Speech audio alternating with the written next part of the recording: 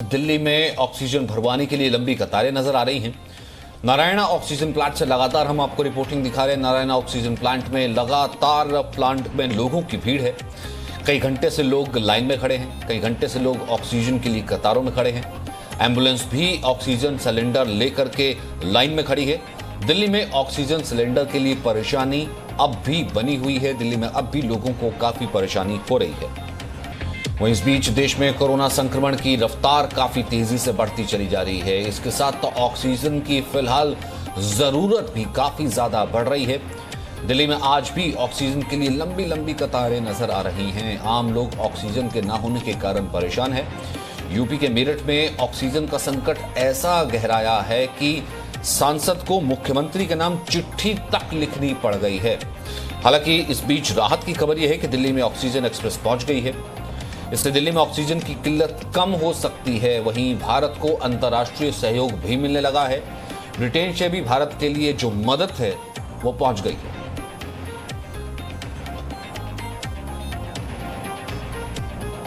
Corona की दूसरी लहर ने सबकी परेशानी बढ़ा दी है और अब इस वक्त ऑक्सीजन की जो कंडीशन है यहाँ पर वो लगातार खराब होती जा रही है। इस वक्त मैं मौजूद हूँ दिल्ली के नारायणा के ऑक्सीजन प्लांट में और यहाँ की कंडीशन मैं आपको दिखाता हूँ। यहाँ पे ये जो लाइन है, ये लोग सिलेंडर लेने के लिए यहाँ पे ऑक्सीजन सिलेंडर भरवाने के लिए यहाँ पे खड़े हैं। ये लाइन आप देखिए कितनी लंबी लाइन है। लोग घंटों से वेट कर रहे हैं यहाँ पे। सुबह कल रात से आने वाले लोग हैं और कल रात से यहाँ पे लाइन में लगा के बैठे हुए हैं। और यहाँ भी एक लाइन जो लगी है वो दूसरी लाइन जो लगी है वो एम्बुलेंस की लाइन लगी है। तो जो अस्पतालों के जो एम्बुलेंस हैं, जो अस्पतालों के लिए हम लेके आए हैं यहाँ पर एक लाइन लगी पड़ी है। और लगातार हालत क्या है आप देखिए, कितनी रात से कितने टाइम से जो लोग हैं लगातार यहाँ पर खड़े हैं।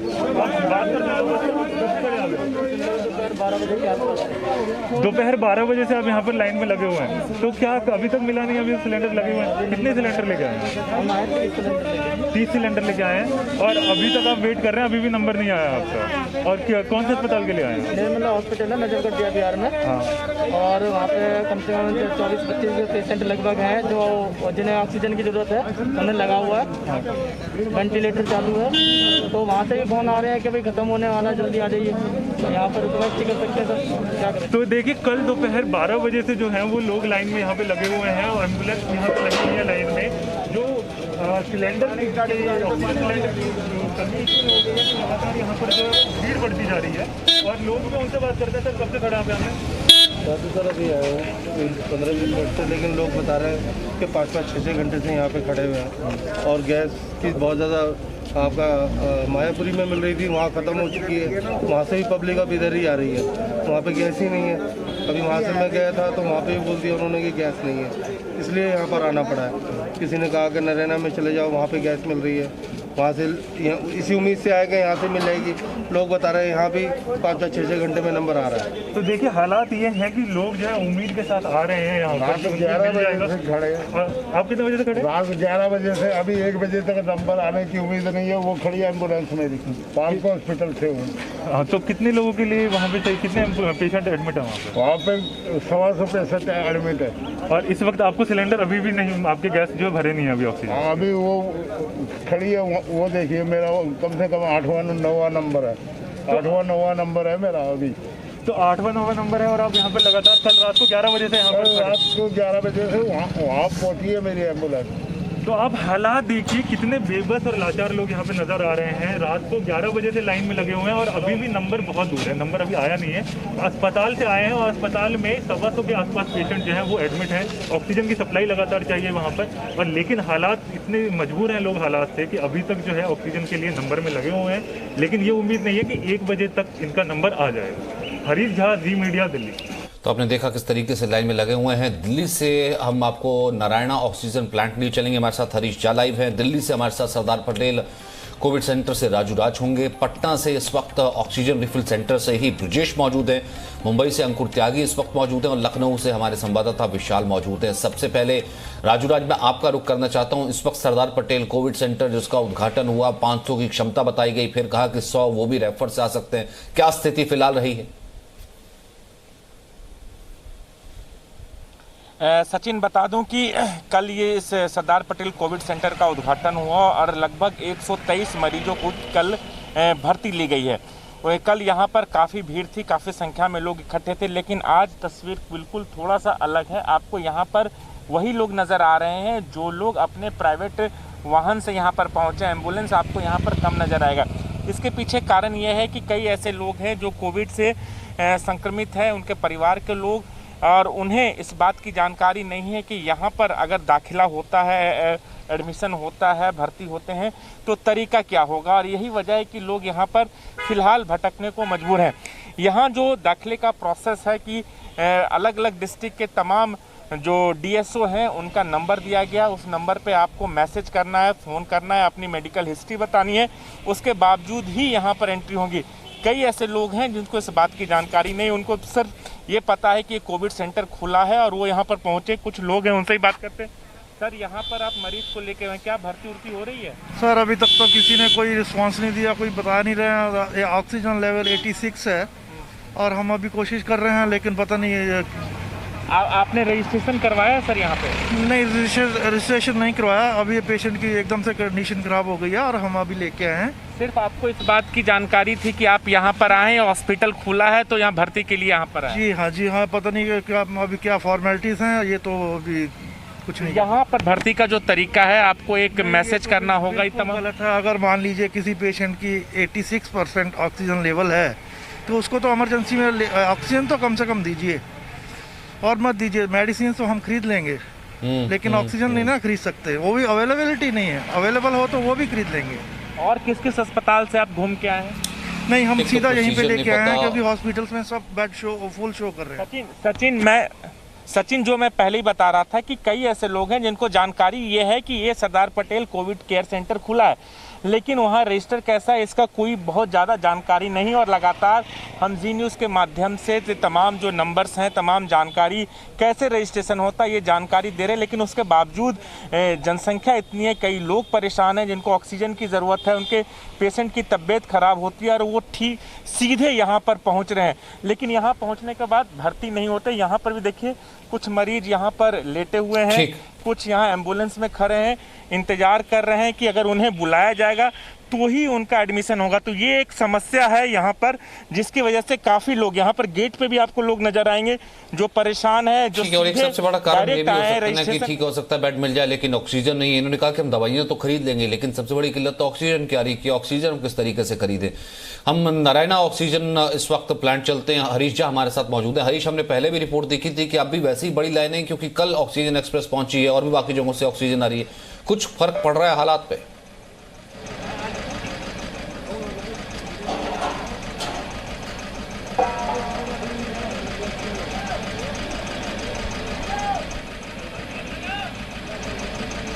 हरीश, आप तक आवाज पहुंची हो तो?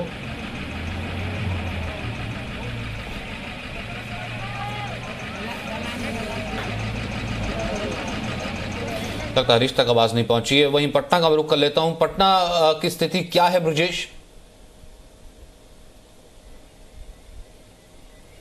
देखिए सचिन, 2 दिन बहुत हालत खराब थी, लेकिन आज जो स्थिति है वो सुधरी हुई है।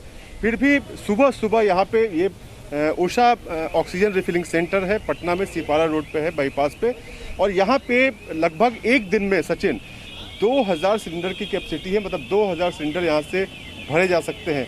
और ये जो कतार है, अभी आप देख सकते हैं कि सुबह 7 बजे से लोग खड़े हैं और कतार लंबी होती जा रही है। क्यों आए हैं यहाँ पे? क्या डॉक्टर ने प्रिस्क्राइब किया है? नहीं भैया का डॉक्टर ने तो नहीं, अंकल जैसे है ना वही हमको दिए थे, बोले कि जाओ सिलेंडर गैस भरवा के ले आओ, क्योंकि भैया जो है उनको थोड़ा कोरोना उतना भी नहीं है, माइनर में ही है। तो होम आइसोलेशन में है, होम क्वारंटीन है। होम क्वारंटीन डॉक्टर ने कहा है लाने के लिए। आपको यहाँ पे क्यों आए हैं? आधे मिनट डिस्चार्ज हो गए हैं, लेकिन लंग्स में अभी भी O2 का सपोर्ट उनको चाहिए एज पर डॉक्टर, और इसीलिए रोज़ एक सिलेंडर भरवा रहे हैं रोज़। अभी तो ICU से डिस्चार्ज हो गए हैं, घर पर है, लेकिन O2 सपोर्ट के लिए आना पड़ता है। डिस्क्राइब जी जी जी। तो ये तमाम लोग हैं। और सचिन, और सबसे मुश्किल बात ये है कि यहाँ पे जो आप देखिए एक ही विजुअल दिखाना चाहेंगे कि पुलिसकर्मी जो IAS से IPS होंगे उनके अंगरक्षक हैं और इस तरीके से ऑक्सीजन का सिलेंडर लेके भाग रहे हैं। तो ये स्थिति है क्योंकि यहाँ पे VIP कल्चर भी है, तो लोग पैर भी लगा के भी यहाँ पे गैस का सिलेंडर भरवा रहे हैं। लेकिन ये इनकी डायरेक्ट एंट्री है, आपने देखा कि खुद चले गए। लेकिन आम लोग जो हैं इस तरीके से जो है कतार में लगे हुए हैं। मजिस्ट्रेट यहाँ पे तैनात है। सर, यहाँ पे आम लोग कतार में हैं, लेकिन यहाँ तो एक IAS जो है उनके अंगरक्षक सीधे सिलेंडर लेके घुस गए। ना, मैं खुद भी देखा हूँ, मैं उसको अंदर निकलवा रहा हूँ। मैं भी खुद भी देखा, मैं खुद भी गौर किया हूँ, इसीलिए मैं बाहर निकला हूँ कि वो अंदर गया कैसे। कौन है? अभी देखिए तो सिलेंडर जो लेके गया उसको बाहर करवाइए, तो ये लाइन में आएंगे। कौन है ये? लेकिन वो भी हमारी मैं चीज पूछ ऐसी रहा ना हूँ। ब्रजेश, क्या आमों का खास नहीं आएगी। हर किसी को कहीं ना कहीं अपनी जद में ये ले रही है, क्या आम क्या खास, क्या पार्टी और क्या नॉन पार्टी, क्योंकि हर कोई कहीं ना कहीं सांसद तक को चिट्ठी लिखनी पड़ रही मुख्यमंत्री को कि बेड दिलवा दीजिए और तमाम जरूरत की चीजें हैं वो दिलवा दीजिए, ऑक्सीजन की कमी है।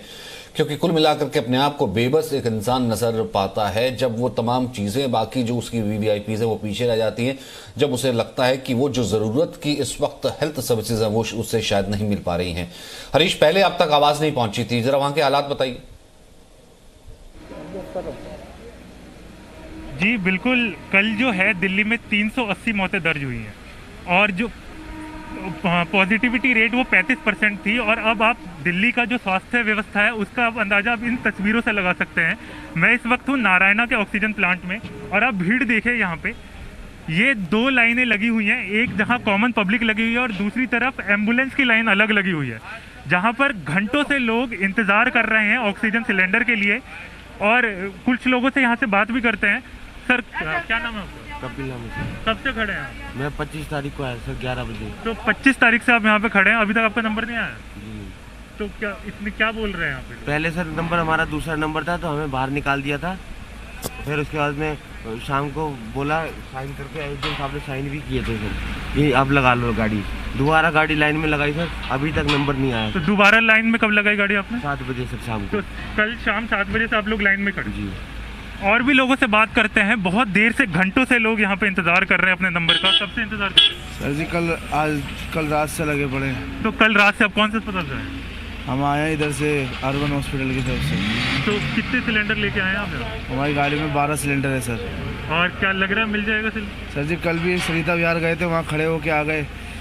12 बजे गाड़ी लगाई थी, 12 बजे से हमें गैस नहीं मिली, रात में 12 बजे वहाँ से चले, फिर वहाँ से फिर यहाँ आके लगाइए। अब कोई पता नहीं है, मिल जाए तो सही है सर, नहीं तो खड़े हैं लाइन में। तो आप हालात देखिए यहाँ पर, और जो लोग हैं वो घंटों से यहाँ पे लाइनों में लगे हुए हैं यहाँ पर और अपने नंबर का इंतज़ार कर रहे हैं यहाँ पर। सर, कहाँ से आए आप? सर, रोहिणी सेक्टर 16 से। तो क्या कितनी देर से लगे लाइन?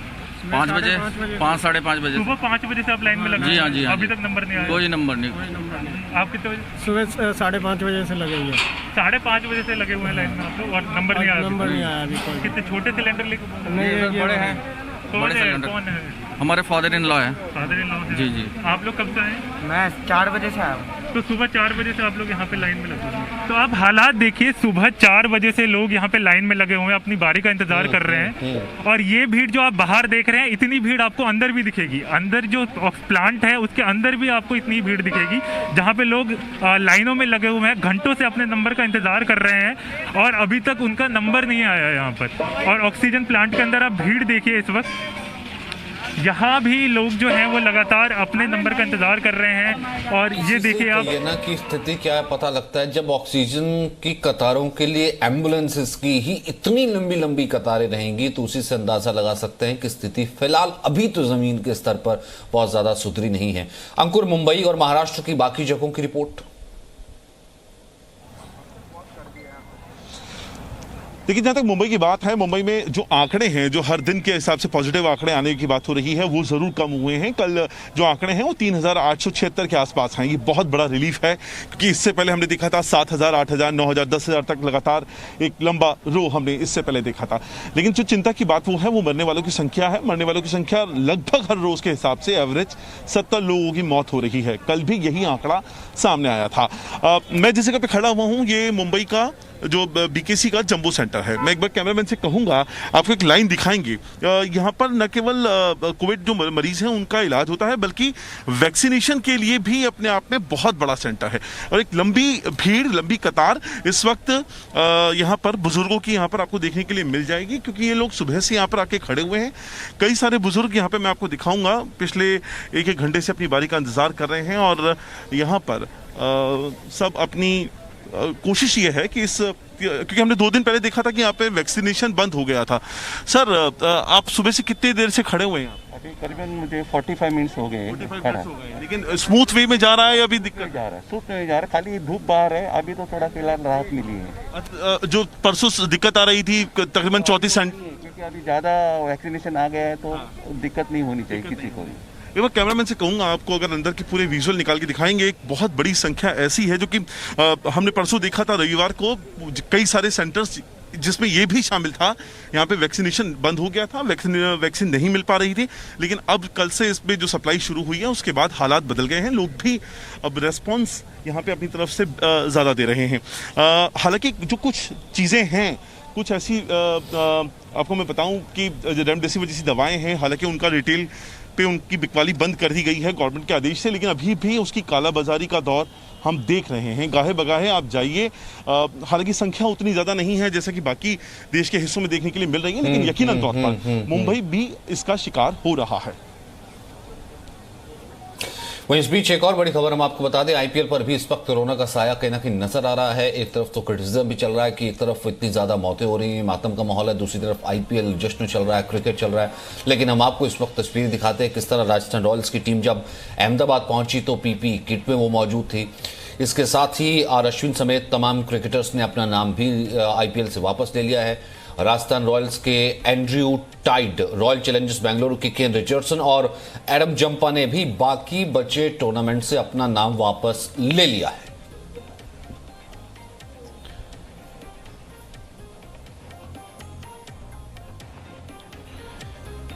अंकुर, इस बीच शायद ये भी एक दबाव है, क्योंकि ये भी शायद तस्वीर कुछ बहुत अच्छी दुनिया में नहीं जा रही है। एक तरफ पूरी दुनिया को इकट्ठा किया जा रहा है कि मदद के लिए, दूसरी तरफ आईपीएल का जश्न, हालांकि उसमें अपनी तरफ से पूरी प्रिकॉशन ली जा रही है।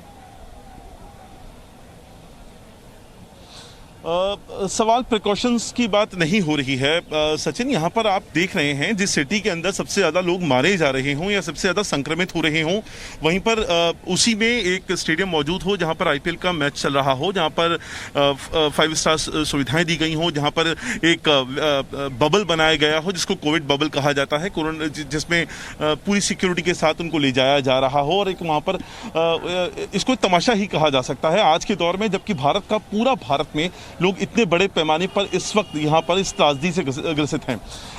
अश्विन हैं एक ऐसे क्रिकेटर हैं जिन्होंने फिलहाल आईपीएल से नाता तोड़ दिया है, वो नहीं खेल रहे हैं इसके अंदर, लेकिन बाकी प्लेयर्स के लिए भी अब ये दबाव की बात होनी जा रही है कि जिस तरीके से विदेशी प्लेयर भी अब आईपीएल से अपना नाता तोड़ रहे हैं इन मौजूदा परिस्थितियों को ध्यान में रखकर, तो जाहिर तौर पर ये यहाँ से एक मोरल रेस्पॉन्सिबिलिटी बनती है। हालांकि किसी तरह का कोई लीगल बाउंडेशन तो नहीं है, लेकिन मोरल रेस्पॉन्सिबिलिटी जरूर बनती है आईपीएल की। और इस वक्त हम आपको अपडेट दे दें, दिल्ली में ऑक्सीजन की अपील के बाद लगातार ऑक्सीजन एक्सप्रेस के जरिए ऑक्सीजन पहुंचाने का काम चल रहा है।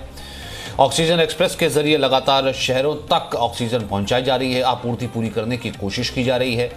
अस्पताल में, राज्य के अस्पतालों में भी ऑक्सीजन को जूझना पड़ा, इस कारण से जरूरी कदम उठाए जा रहे हैं। यही नहीं, भारत के साथ ही देश भी लगातार मदद के लिए आगे आ रहे हैं। मेडिकल उपकरण भी पहुंच रहे हैं, वो भी दे रहे हैं। उपकरणों से लेकर के ऑक्सीजन जनरेटर तक वो भेज रहे हैं ताकि हमारा देश कोरोना की इस जंग में जीत सके। फिलहाल क्या है पूरे देश में ऑक्सीजन का हाल है, इस रिपोर्ट में जानते हैं।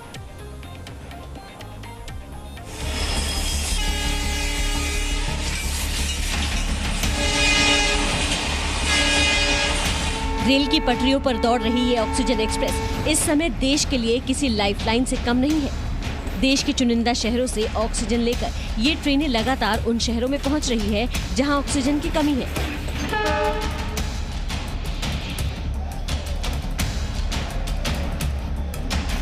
एक रिपोर्ट के मुताबिक अब तक अकेले ओडिशा से 1268 मीट्रिक टन ऑक्सीजन भेजी जा चुकी है, जो उत्तर प्रदेश, मध्य प्रदेश, हरियाणा, महाराष्ट्र, आंध्र प्रदेश, तेलंगाना और छत्तीसगढ़ जैसे राज्यों को मिली है।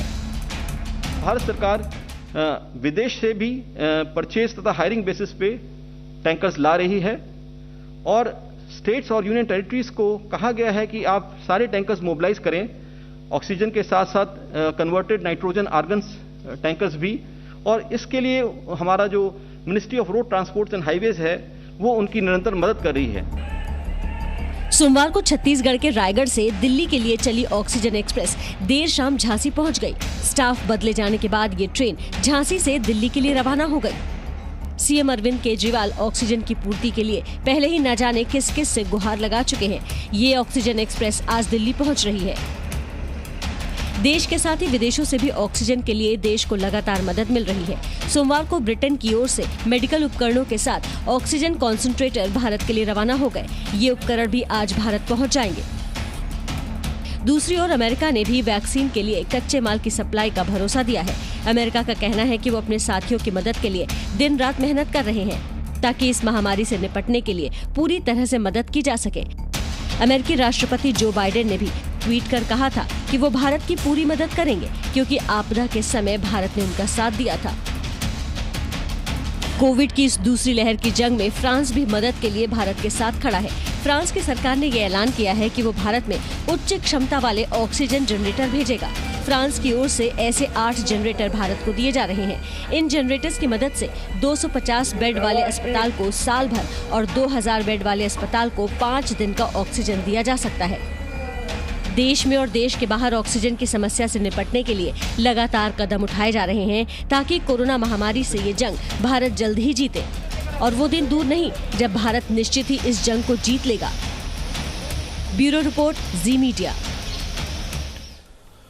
तो दिल्ली से लगातार हमारे साथ हरीश बने हुए हैं कैसे ही ऑक्सीजन प्लांट से, नारायणा ऑक्सीजन प्लांट से हमारे साथ राजू राज भी हैं, सरदार पटेल कोविड सेंटर से ब्रजेश हमारे साथ हैं और साथ ही साथ अंकुर त्यागी मुंबई से जुड़े हुए हैं। ऑक्सीजन एक्सप्रेस तो दिल्ली पहुंची है, लेकिन हरीश आप तक क्या अपडेट आ रही है? कब तक वो जो है इन ऑक्सीजन प्लांट्स तक, इन एम्बुलेंसेस तक और अस्पतालों तक उसका असर देखने को मिलेगा? सप्लाई तो अब शुरू हुई है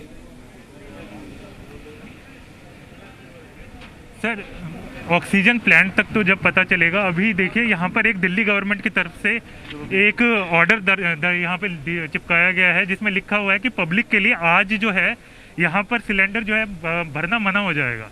और यहाँ पर अब भीड़ देखिए, क्योंकि अस्पतालों में बेड तो है नहीं और बेड है तो ऑक्सीजन नहीं है, तो लोग जो है ज़्यादातर घरों में आइसोलेटेड हैं और उसके बाद घरों से ही डिपेंडेंट है।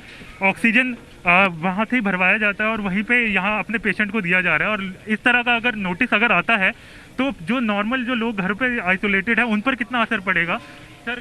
क्या असर पड़ेगा अगर इस तरह का मैसेज आता है? सर ये देखो मेन दिक्कत पता है क्या है? ये जो छोटे छोटे प्लांट्स है ना, ये लोग उसको भी बंद करा रहे हैं। मायापुरी वाला बंद करा दिया, ये बंद करा रहे हैं। अब हम जाए कहाँ? हॉस्पिटल में वो बेड मिल नहीं रहे। हम क्या करें? ये भी बंद करा रहे हैं, उसके बाद कहाँ जाऊँगा मैं कहाँ जाऊँगा? घर पे सिर्फ एक सिलेंडर है, उसी पे है और ये मैं भराने आया हूँ। अब मैं क्या करूँगा? हॉस्पिटल बेड मिल नहीं रहा, मैं करूँगा क्या बताओ? तो अगर इस तरह से बंद कर दिया जाता है तो उसके बाद कितनी परेशानी बढ़ जाएंगी? ये बहुत ज़्यादा, इससे ज़्यादा कुछ परेशानी नहीं है हमारे लिए। और ये एडमिशन इन्होंने बंद कर दिया, हॉस्पिटल में एडमिट नहीं हो रहे, कोई भी हॉस्पिटल बड़ा सा या छोटा कोई भी में नहीं हो रहे। यहाँ पे ये नोटिस बोर्ड लगाया है कि 27 तारीख के बाद भी सिर्फ हॉस्पिटल को मिलेगा। सर हॉस्पिटल को मिलेगा पर हॉस्पिटल वाले एडमिट ही नहीं कर रहे और वो कह रहे हैं हमारे पास ऑक्सीजन नहीं है। अगर वो कुछ कर ही नहीं रहे सर। और सबसे बड़ी बात ये है सर कि कोई भी पेशेंट हॉस्पिटल जाने से पहले डर रहा है कि उसके साथ क्या हो जाए क्या ना हो। 10 दिन बाद उसकी रिपोर्ट मिलती है। जैसे कि आपने देखा होगा वीडियो इतनी वायरल हुई है, हॉस्पिटल में मानव शरीर का वो कर रहे हैं, कारोबार कर रहे हैं, तो इंसान इतना परेशान हो रहा है, हॉस्पिटल जाते हुए भी डर रहा है। तो आप लोगों के पेशेंट जो होम आइसोलेटेड होम ऑफिस है, तो आप लोगों को ऑक्सीजन सही से सप्लाई नहीं हो रही? कहीं से नहीं हो रही। कल रात से मैं मानेसर घूम के आया हूँ, उधर भी गया था कल रात को 12 बजे यहाँ आया हूँ, फिर यहाँ पे भी खत्म हुई तो सुबह वापस यहाँ आया हूँ 7 बजे। और मैं मुंडका पे भी होके आया तो उधर भी खत्म हो गई थी और रात को वहाँ पे वेट करा 2 बजे तक, फिर रात को थक के घर गया, फिर सुबह वापस आया हूँ। तो ये हालत है इस टाइम दिल्ली में। ठीक है, मैं राजूराज आपका रुख करता हूँ। राजूराज, आप तो उस कोविड केयर सेंटर पर हैं जहाँ पर ये प्रॉमिस किया गया, ये बताया गया कि देखिए बेड्स बढ़ा दिए गए हैं अब वहां पर भी लोग कह रहे हैं कि अगर हम परिजनों को लेकर के पहुंचे, रजिस्ट्रेशन नहीं है, तमाम चीजें नहीं है, बाहर पे कह दिया गया कि अब अंदर एडमिशन हो नहीं सकता। लोग कह रहे हैं कि आइसोलेट करके रख लीजिए अपने पेशेंट को, उनके लिए भी ऑक्सीजन के लिए वहां बोर्ड टांग दिए गए नारायणा में कि आम लोगों को ऑक्सीजन मिलेगी नहीं। वो सवाल का जवाब ये कह रहे हैं, हालांकि हाईकोर्ट ने भी ये पूछा था कि आप इस व्यवस्था को दुरुस्त कीजिए, इस सवाल का जवाब फिर मिलेगा कौन, इन्हें कौन देगा? सरकार नहीं देगी तो। सचिन, बिल्कुल बेहद है। कल दिल्ली हाईकोर्ट ने जिस तरीके से कहा था कि आपको डिजिटल डिस्प्ले बोर्ड लगाना होगा अस्पताल में और ये बताना होगा कि अस्पताल में बेड की संख्या कितना है, वेंटिलेटर खाली है नहीं, ऑक्सीजन कितना है, एक रिप्रेजेंटेटिव को रखना होगा।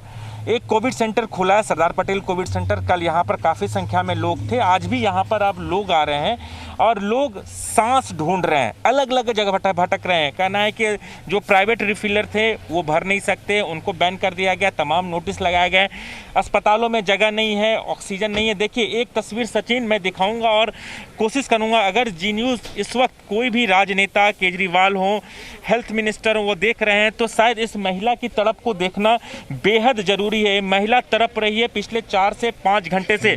सरकारी कि अगर फॉर्मेलिटी पूरी होगी तो ही एंट्री होगी, अगर फॉर्मेलिटी नहीं होगी तो ये महिला मर सकती है और इसको जवाबदेही किसकी बनेगी? लोग यहाँ पर हैं, इसके हस्बैंड को किसी ने ये एक रिफिलर दिया है ऑक्सीजन का ताकि धीरे धीरे ये ऑक्सीजन दे बचा पाए। तड़प रही है लगातार।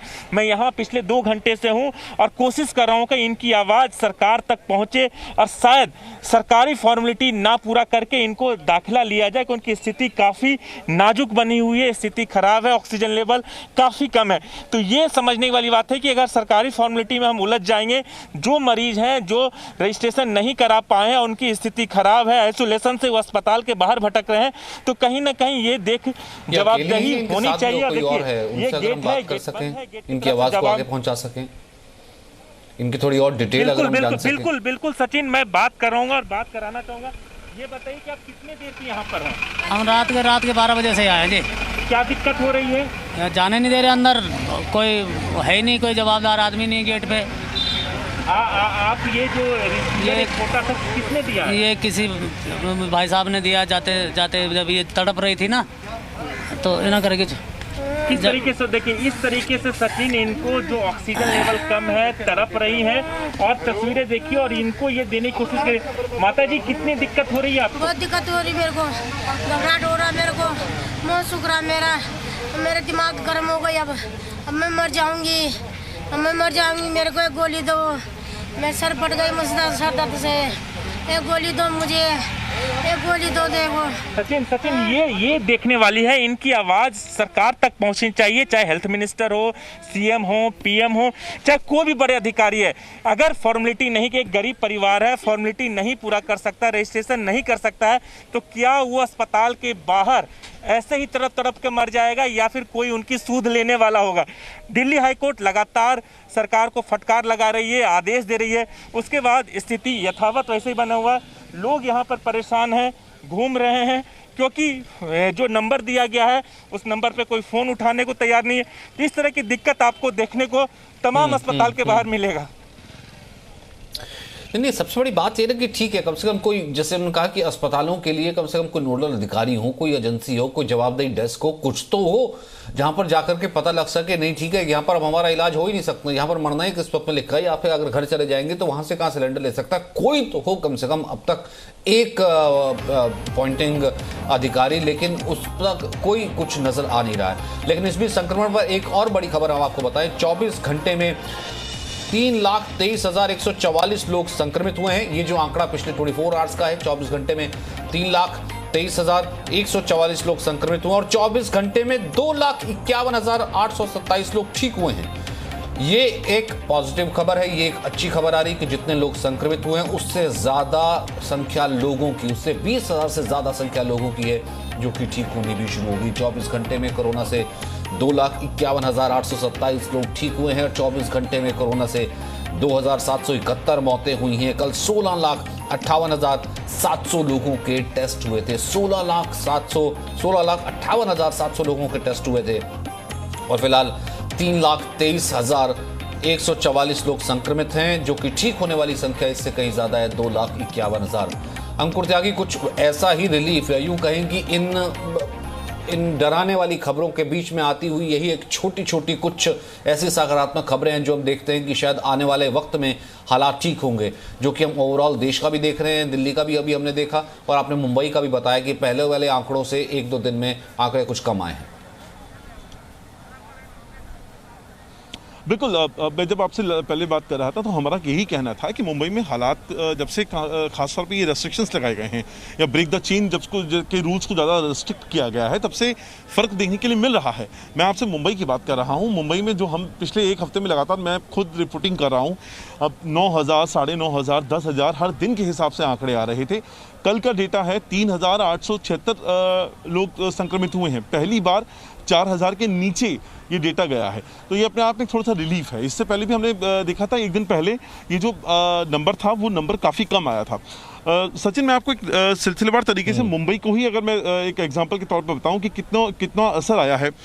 22 अप्रैल को 46,874 टेस्ट हुए थे, जिसमें से 7,367 लोग पॉजिटिव हुए थे। 23 अप्रैल को यही जो डेटा था वो 41,826 लोगों के टेस्ट किया जाने का था, जिसमें से पॉजिटिव आए थे 7,199। लगातार 7,000 का आंकड़ा यहाँ बना हुआ है।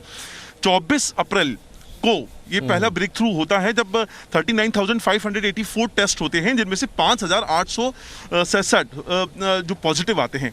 कल का आंकड़ा जैसे मैं बता रहा हूँ मैं आपको कि 28,328 टेस्ट हुए हैं, जिनमें से 3,876 टेस्ट जो है वो पॉजिटिव आए हैं। हालांकि जो मरने वालों का जो डेटा है वो अभी भी मुंबई के लिहाज से मैं बात करूं 70 के करीब बना हुआ है, तो ये एक चिंता की विषय वस्तु है। लेकिन रिकवरी जो रेट है, अगर आप मैं बात करूं मुंबई की, वो 84% थी 2 दिनों तक, वो आज 87% हो चुकी है। तो ये लगातार बढ़ता जा रहा है रिकवरी रेट का जो डेटा है, और ये अपने आप में ट्रेंड है जो कम से कम एक आपको आइडिया लेने के लिए चला जा रहा है। और यही रुख में एक बार बिहार का भी कर लेता हूँ, क्योंकि उसी से ही काबू पाया जा सकता है कि अगर रिकवरी रेट बढ़ेगा, जितने पेशेंट, जितने नए केसेस आ रहे हैं, उससे ज़्यादा अगर डिस्चार्ज होंगे, तभी बेड्स भी जो है वो खाली होंगे, तभी जो है और जो नए मरीजों की आने की संख्या उसे कंट्रोल किया जाएगा। फिर 1 तारीख से वैक्सीनेशन तो शुरू हो रहा है। ब्रजेश, वहां के कुछ कंपैरिजन? देखिए, यहाँ भी स्थिति हर दिन खराब होती जा रही है सचिन, और जो संक्रमितों की संख्या जो कभी 1,000, 2,000 रोज़ाना हुआ करती थी, वो अब 11,000 और 12,000 है। तो आप समझ सकते हैं कि आंकड़ा काफ़ी बढ़ता जा रहा है। और सबसे हैरान करने वाली और परेशान करने वाली बात ये है सचिन कि अब बिहार के गांव में ये संक्रमण पहुंच गया है। आप सासाराम हो, आरा हो, कैमूर हो, आप नवादा हो, नालंदा हो, जहां भी जाइए वहां से मामले अब आने लगे हैं। तो आप समझ, यही वजह है कि भारतीय रेल ने, जो पूर्व मध्य रेलवे यहाँ का है हाजीपुर का, उसने 23 जोड़ियाँ गाड़ी को रद्द किया है। अब से 29 तारीख तक गाड़ियाँ नहीं चलेंगी, इसलिए क्योंकि लोकल लेवल पे ये और स्प्रेड नहीं करे वायरस। उसके अलावा आज एक महत्वपूर्ण बैठक भी बताया जा रहा है कि सीएम करने वाले हैं, उसमें कुछ लॉकडाउन को और कड़ा किया जा सकता है सचिन। ये तमाम बातें आ रही है, क्योंकि गांव में अगर ये संक्रमण फैल जाता है कि तो फिलहाल जो टेस्ट है वो गांव तक पहुंचे। इसका मतलब ये है कि जिसकी आशंका पहले की जा रही थी कि ये कम्युनिटी ट्रांसमिशन हो चुका है, लेकिन जब आप टेस्टिंग के लिए जाएंगे तब आपको पता लगेगा। अब जरूरी ये है कि जितनी जल्दी हो सके उस कम्युनिटी ट्रांसमिशन से पहले ही, उससे ज़्यादा जोर से ही जो वैक्सीनेशन है उसे भी वहां तक बिल्कुल एंड यूजर तक पहुंचाया जाए। बहुत बहुत शुक्रिया आप सभी का मेरे साथ बने रहने के लिए। वहीं कितनी ज़रूरी एहतियात है, ये तस्वीर हम आपको दिखाते हैं कोरोना महामारी के बीच। इस वक्त ये तस्वीर एक शादी की है, मध्य प्रदेश के रतलाम में एक दूल्हा दुल्हन जिन्होंने शादी की रस्म पीपी किट पहन करके पूरी की। इस शादी की कहानी ही कुछ ऐसी। दरअसल दूल्हा दुल्हन कोरोना संक्रमित थे, शादी को टालने की नौबत आ गई थी, यहाँ तक कि दूल्हा जिस इलाके में रहता वो भी कंटेनमेंट जोन घोषित कर दिया गया था। लेकिन फिर भी दूल्हा शादी के लिए इस मैरिज हॉल पहुंचा जहाँ समारोह होना था। इस बीच प्रशासन ने किसी को खबर भी दी, जिसके बाद प्रशासन के अधिकारी मौके पर पहुंच के शादी को रोक दिया। पर दूल्हे के परिजनों ने दादी की तबीयत का हवाला देकर के शादी के लिए अनुमति मांगी, प्रशासन ने दे दी। लेकिन शादी से पहले प्रशासन ने दूल्हा दुल्हन, पंडित और परिजनों से पीपी किट पहनने की बात कही। और फिर आगे की तस्वीर आप देख रहे हैं।